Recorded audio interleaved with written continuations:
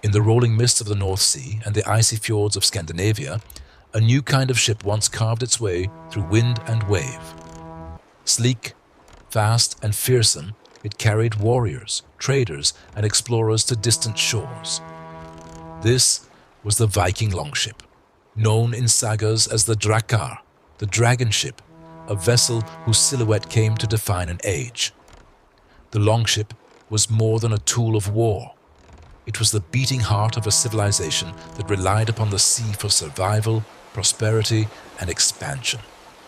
With it, the Vikings raided the wealthy coasts of Europe, traded as far as Byzantium, and sailed across the Atlantic to North America, centuries before Columbus. For the Norse peoples, the longship was a symbol of freedom and power, a gift of craftsmanship and ingenuity. For their enemies, it was the herald of terror. The sudden black sail appearing on the horizon, the dragon-headed prow gliding swiftly into a river mouth. This is the story of the Viking longship, how it was created, how it served, and why it remains one of the most iconic ships in human history. Scandinavia in the Viking Age. The Viking Age began around the late 8th century and lasted until the mid-11th century. Scandinavia, modern-day Norway, Sweden, and Denmark, was a land of rugged coasts, deep forests, and scattered farms. The soil was often poor, and survival demanded ingenuity. The sea was not a barrier, but a highway, connecting fjords and islands, linking tribes and kingdoms. It was in this environment that the Vikings became skilled sailors. They learned to read waves and skies, to navigate by sun and stars, to trust the strength of their ships against storms. Unlike many contemporary European peoples, whose lives centered on land and castles, the Vikings were shaped by the sea from the beginning. The first raids. In the year 793, the monastery of Lindisfarne in England was attacked by Norse raiders. The chronicles tell of dragon-prowed ships arriving suddenly, of monks slain or enslaved, and of treasure carried away across the waters. To the Christian chroniclers, it was a day of horror. To the Vikings, it was only the beginning. Over the next centuries, Viking longships appeared on every coast of Europe, Ireland, Scotland, Francia, Spain, and beyond. They sailed inland on rivers, striking at Paris, Seville, and Constantinople. They ventured west to Iceland, Greenland, and Vinland in North America. They traveled east along the great rivers of Russia, trading furs and slaves for silver and silk. None of this would have been possible without their ships. A culture of seafaring. The longship was not only a tool of conquest, but also a reflection of Norse culture. In sagas and poems, ships were given names and personalities. They were compared to beasts of war, with prows carved as dragons or serpents to frighten spirits and enemies alike. To be a great chief was to own a great ship, and to die with honor was to be carried to the afterlife in one. The longship was both practical and symbolic, embodying the Viking spirit of exploration, independence, and daring. The choice of wood. At the heart of every longship was wood, living, breathing material shaped by human hands. The Vikings carefully selected oak, pine, or ash for their ships, each tree chosen for strength, grain, and flexibility. Oak was prized for its toughness, resisting both water and war.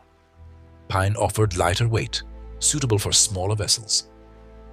The process began not in the shipyard, but in the forest. Shipbuilders, known as båtbyggare, walked among trees, studying their natural curves. A bent branch could become a rib, a straight trunk might form a keel. The ship was imagined within the living wood long before the first cut was made. Clinker-built craftsmanship. The hallmark of the Viking longship was its clinker construction. Unlike carvel-built ships of later centuries, where planks were laid flush, the Vikings overlapped their planks like scales. Each plank overlapped the next, fastened with iron rivets hammered tight. This method gave the hull both strength and flexibility. In heavy seas, the ship did not fight the waves, but moved with them, bending and twisting without breaking. It was light enough to be carried over land and strong enough to cross oceans. The keel, a backbone of strength. The keel was the spine of the ship, hewn from a single great oak trunk. Upon this backbone, ribs and planks were attached, forming the hull's elegant curve. The keel ensured stability, keeping the longship straight even when wind and wave conspired to push it astray. It was this deep, strong keel that allowed longships to sail far into the open sea where smaller craft would founder. Shape and balance. The Viking.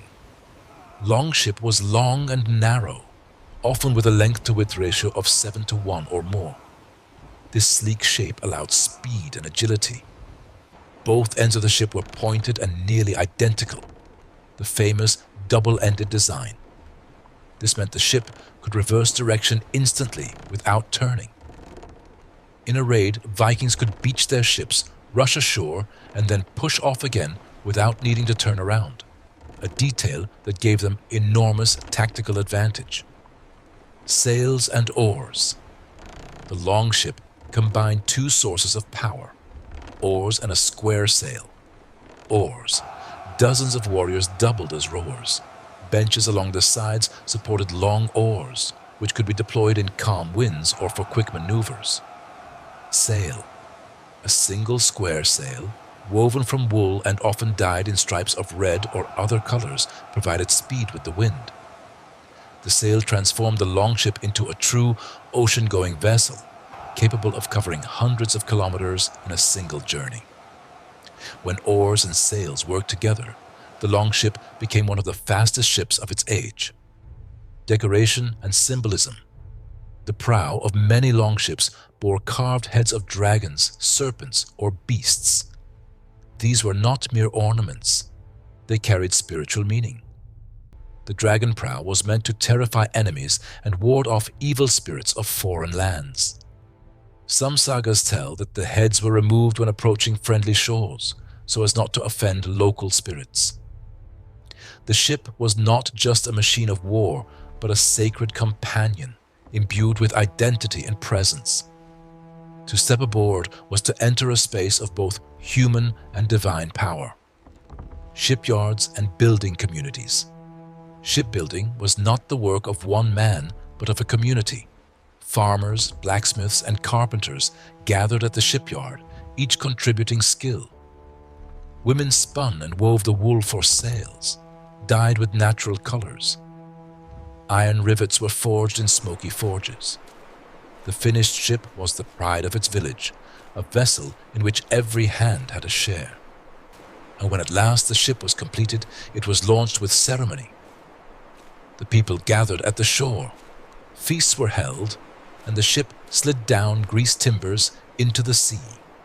A moment of awe as wood touched water and a new dragon took to the waves. Size and dimensions. The Viking longship was not a single fixed model, but a family of vessels adapted to different purposes. Some were small coastal craft, others immense flagships meant to carry kings and their retinues across oceans. Smaller longships, 15 to 20 meters in length, capable of carrying 30 to 40 men. Standard warships, 25 to 30 meters long with 60 to 80 warriors. The largest examples, like the Roskilde 6, over 36 meters long, among the longest wooden ships of their time. Narrow and shallow drafted, most longships drew only about 1 meter of water, allowing them to navigate rivers and beach on shorelines where larger ships could not venture. Speed and agility. The longship's design emphasized speed. Contemporary accounts describe them as swift as birds or sea serpents. Average sailing speed, 6 to 8 knots under normal conditions. Top speed, 12 to 15 knots with favorable wind and skilled rowing. In practical terms, this meant a Viking ship could cover up to 200 kilometers in a single day, a remarkable feat for the 9th or 10th century. This speed allowed raids to strike without warning, vanishing before defenders could organize. Crew and rowers. A longship's crew usually ranged between 40 and 80 men, depending on the size of the vessel. Each warrior doubled as a rower, taking turns at the oars.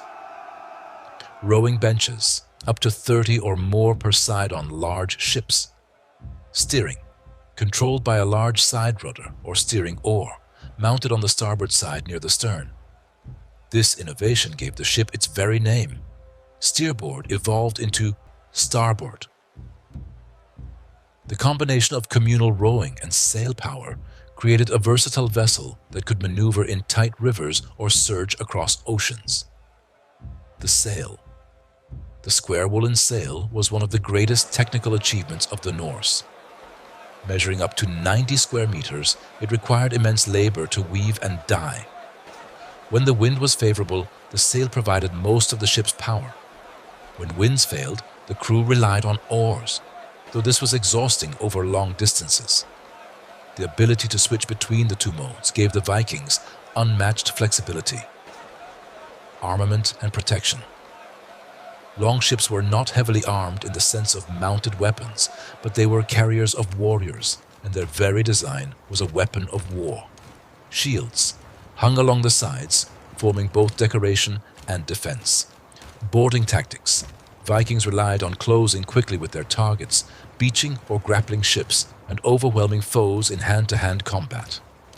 Speed as defense. The greatest protection was mobility, the ability to strike suddenly and retreat before resistance could form. Innovations. Several innovations set the longship apart from contemporary vessels. Shallow draft allowed both deep-sea voyages and river navigation. Clinker hull. Overlapping planks gave flexibility and strength in rough seas. Double-ended design enabled quick reversals and easy beach landings. Lightweight construction. Ships could be dragged over land to bypass obstacles, even between rivers. In these ways, Viking longships were not only ships, but amphibious machines, capable of reaching places no other naval power could easily touch. Comparison with other ships. When compared to the bulky, deep-drafted ships of the Carolingians or Anglo-Saxons, Viking longships seemed like creatures of another world. While other powers struggled to move armies along coasts and rivers, the Vikings glided effortlessly into estuaries and inland waterways. This technological edge explains much of their success. It was not just the ferocity of the warrior, but the genius of the ship that made the Viking Age possible. Raiding and warfare. The most famous role of the longship was in the raids that shook Europe from the late 8th century onward. With their shallow drafts and swift sails, longships could appear suddenly on coasts, estuaries, and rivers, striking at monasteries, villages, and towns. The raid on Lindisfarne in 793, often seen as the beginning of the Viking Age, demonstrated the ship's power. Monks at the remote island monastery saw sails on the horizon, perhaps mistaking them for traders. But within hours, the longships had landed. Warriors poured ashore, and the monastery was plundered. The world now knew the reach of the Drakar. For centuries, similar stories repeated. Viking ships entering the Seine to attack Paris, or sailing up the Thames to threaten London. They brought not just destruction, but also tribute, as kings and lords paid for peace rather than risk attack. Trading voyages. Not all voyages were violent. Longships and their broader cousins, the Nars, carried goods across seas and rivers, making the Vikings some of the greatest traders of their age. They brought walrus ivory from Greenland, furs from the Arctic, amber from the Baltic, and slaves from conquered lands. In return, they obtained silver from the Islamic world, silk from Byzantium, and wine from France. The same longship that one week bore warriors to raid could the next serve as a vessel of trade, laden with cargo and gifts. In this dual role lay the flexibility that made the Norse expansion so enduring. Exploration. Westward. The longship was also the engine of Norse exploration. In the late 9th and 10th centuries, Vikings sailed far into the Atlantic. Iceland was settled around 870, reached by ships braving the stormy North Atlantic. Greenland was colonized by Eric the Red in the late 10th century, the longships crossing icy seas to establish farms on the edge of the known world. Vinland, North America. Around the year 1000, Leif Erikson sailed to what is now Newfoundland. Archaeological evidence at L'Anse aux Meadows confirms that Norse explorers reached North America nearly 5 centuries before Columbus. Without the seaworthiness of longships, such voyages would have been impossible. Expeditions eastward. While some Vikings looked west, others turned east along the rivers of what is now Russia and Ukraine. Known as the Varangians, they sailed down the Volga and Dnieper rivers in their shallow drafted ships, carrying goods and warriors. They traded with the Byzantine Empire and the Islamic caliphates, sometimes fighting, sometimes serving as mercenaries. In Constantinople, Norsemen became the Varangian Guard, elite warriors sworn to protect the Byzantine emperors. Their ships, light enough to be dragged over portages between rivers, made such journeys possible. Royal fleets and kingship. For Viking leaders, ships were symbols of power. A great king might command a fleet of dozens, even hundreds of longships, each filled with loyal warriors. In sagas, the greatest ships were given names, like Ormrin Langi, the Long Serpent, the famous flagship of King Olaf Tryggvason of Norway. The launch of such a ship was a national event, a demonstration of wealth, craftsmanship, and military might. To command the longship was to command prestige. While the great dragon-prowed longships filled chronicles with tales of battle and plunder, countless smaller vessels served the humbler needs of daily life. Fishermen set out in modest versions of the same clinker-built hulls, casting nets for cod and herring. Farmers ferried livestock across fjords. Families used boats for seasonal travel, linking scattered settlements across waterways that often served as roads in a land of mountains and forests. In these quieter contexts, the longship was not only a war machine but also a lifeline, binding together the scattered Norse world into one maritime culture. Campaigns in Europe. The longship became the instrument of campaigns that reshaped the map of Europe. In England, fleets of Viking ships carried warriors who founded settlements, mingled with local populations, and left behind the imprint of Norse language and law. The Danelaw, the region of England under Viking control, was carved not by land armies marching across fields, but by longships sailing rivers and estuaries. In Ireland, Dublin began as a Viking longfort, a ship fortress, a base for raids and trade. From there, the Norse established kingdoms that thrived for generations. In France, the Norse carved out Normandy, the land of the Northmen, after sailing the Seine with their fleets. The rivers of Europe were highways to conquest, and longships were the chariots that carried Viking ambitions deep inland. The Eastern ventures far to the east, the longships carried Norse adventurers into the river systems of Russia. Known as the Rus, these men founded trade routes that connected the Baltic Sea to the Black Sea. They carried slaves, furs, and honey to Constantinople and returned with silk, silver, and spices. The longship's shallow draft allowed them to be dragged overland at portages, from one river to another, linking waterways into networks of commerce and conquest. In the Byzantine capital, these men became famed as the Varangian Guard, bodyguards of emperors. In this way, the longship not only carried raiders and settlers, but also mercenaries and diplomats, embedding Norse influence into the very heart of medieval civilization. Exploration to the edge of the world. The greatest service of the longship, however, was exploration. To the Norse, the sea was not only a battlefield or a trade route, but a frontier. In Iceland, settlers found a land of volcanic soil and rich fishing grounds. In Greenland, Eric the Red established colonies clinging to the cold coasts. In Vinland, Leif Erikson and his companions reached the shores of North America, establishing the first European contact with the New World. These voyages were not reckless leaps into the unknown. They were calculated journeys made possible by the confidence sailors had in their ships. The longship could face the surging Atlantic as well as it could glide along a quiet river. Its versatility made the Vikings the first true transoceanic explorers of Europe. Ceremonial and sacred voyages. Some expeditions were less about conquest and more about honor and religion. Longships carried men to weddings, to assemblies called things, and to religious rituals. In sagas, ships are described as almost alive, given names and personalities, treated with reverence. A voyage in a great longship was not only practical, but also spiritual, a passage that linked people, gods, and destiny. Endurance at sea accounts suggest that Viking ships could stay at sea for weeks, even months, supplied with dried fish, ale, and preserved meats. The open design meant little shelter, but the crews adapted, wrapping themselves in cloaks, sleeping where they could, enduring cold and spray. Their resilience combined with the seaworthiness of the longship made feats of endurance possible that astonished later historians. For the Vikings, the sea was both harsh and generous, and with their ships they learned not only to survive it, but to master it.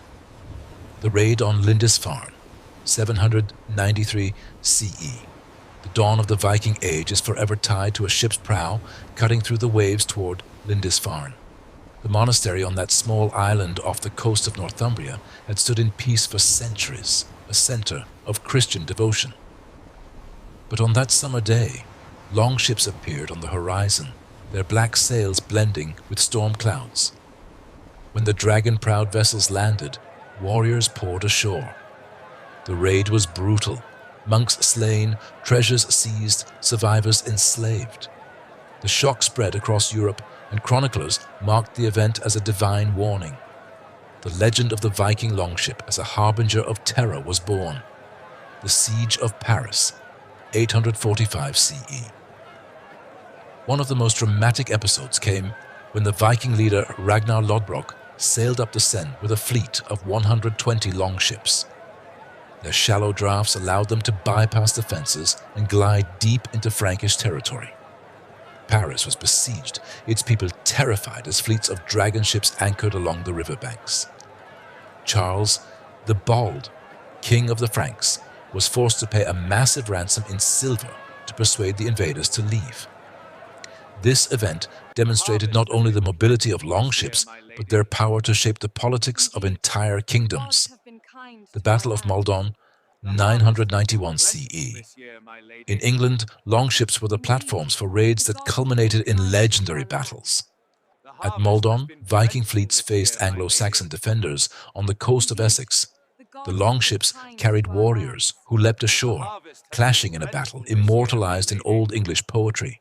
Here, as in so many confrontations, the longship served as both transport and fortress, a mobile base from which warriors could strike with devastating precision. Ormrin Langi, the Long Serpent. No tale of Viking ships is more famous than that of King Olaf Tryggvason's flagship, the Ormrin Langi, or Long Serpent. Said to be the largest ship of its time, it carried more than 500 men and was richly decorated with gold and dragon carvings. In 1000 CE, Olaf sailed the Long Serpent into the Battle of Svolder, where he faced an alliance of enemies. Though vastly outnumbered, Olaf fought valiantly, his ship at the center of the struggle. Ultimately, the king fell, and the Long Serpent was captured. But its legend lived on in saga and song, symbolizing the glory and tragedy of Viking kingship. Ship burials, vessels for the afterlife. In Norse belief, ships were not only tools of life, but also vessels of death and eternity. Great chieftains were sometimes buried with their ships, surrounded by weapons, animals, and treasures. The Oseberg ship burial, discovered in Norway, remains one of the most spectacular archaeological finds of the Viking Age. The ship, richly carved and preserved in earth, carried two women of high status to the afterlife. The Gokstad ship, another burial, revealed the grandeur of a warrior's send-off. These burials were more than funerals. They were affirmations of the ship's sacred role. To the Vikings, a longship was not just a craft of wood and sail. It was a companion in life and a chariot to Valhalla. Legends and myths. The sagas are filled with tales of ships that seemed almost alive. Some were described as gliding faster than the wind, others as glowing with supernatural light. In myth, gods like Njord, deity of the sea, were linked to ships and voyages. The legendary ship Naglfar was said to be made from the nails of the dead, destined to carry giants into battle at Ragnarok, the end of the world. In such stories, the longship crossed from history into mythology, embodying both the power and the doom of the Viking spirit. The end of the longship era. By the 11th century, the Viking Age was drawing to a close. Kingdoms consolidated, Christianity spread, and new forms of ships appeared in Europe. Yet the image of the dragon ship remained fixed in memory. Chronicles, poems, and sagas ensured that the longship would endure as a symbol of an age when northern seafarers ruled the waves. Archaeological discoveries. The rediscovery of Viking ships in the modern era has been one of archaeology's most thrilling chapters. The Oseberg ship, unearthed in 1904 in a burial mound in Norway, revealed exquisite craftsmanship, carved woodwork, tapestries, and grave goods that spoke of a rich and complex culture. The Gokstad ship, found in the 1880s, showed a vessel built for speed and power, capable of ocean voyages. In Roskilde, Denmark, the remains of 5 Viking ships were uncovered in the fjord, deliberately sunk to block an enemy fleet's approach. These wrecks, now preserved in the Viking Ship Museum, show the variety of ship types, from massive warships to sturdy cargo carriers. Each discovery deepens our understanding, proving that the longship was not a single model but an evolving family of designs, national identity, and symbolism. For the Scandinavian nations, Viking ships have become powerful symbols of identity. In Norway, replicas of longships were built for the 1893 World's Fair, sailing across the Atlantic to Chicago, a modern echo of Viking voyages to America. In Denmark, the longship appears in art, literature, and even as motifs in architecture. To modern Scandinavians, the longship represents not only a historical tool of war, but also ingenuity, endurance, and connection to the sea. It is both a national icon and a shared cultural inheritance. In literature and legend, the sagas of Iceland, written centuries after the Viking Age, immortalize ships as central characters in their tales. Heroes were defined by the ships they commanded, and battles often began with descriptions of fleets. To the poets of the Norse world, the longship was a living entity, a companion of heroes and kings. In modern literature, the longship continues to inspire. From historical novels to children's stories, it has become a universal shorthand for the Viking spirit, adventurous, fearless, and untamed. In film and media, cinema and television have brought the image of the longship to millions worldwide. The prow with its dragon's head, the shields hung along the side, the woolen sails swelling in the wind. These have become visual shorthand for the Viking Age. From classic films of the mid-20th century to modern series like Vikings, the longship is always there, slicing through waves, carrying warriors to battle or explorers to distant shores. While not always perfectly accurate, such portrayals keep alive the aura of the ship as a cultural icon. Modern reconstructions, perhaps the most vivid legacy, lies in the modern reconstructions. Across Scandinavia and beyond, enthusiasts and historians have rebuilt longships using traditional techniques. Ships like the Sea Stallion from Glendalough, based on the Skudelev II wreck, have sailed across the North Sea and even to Ireland, proving once again the seaworthiness of these designs.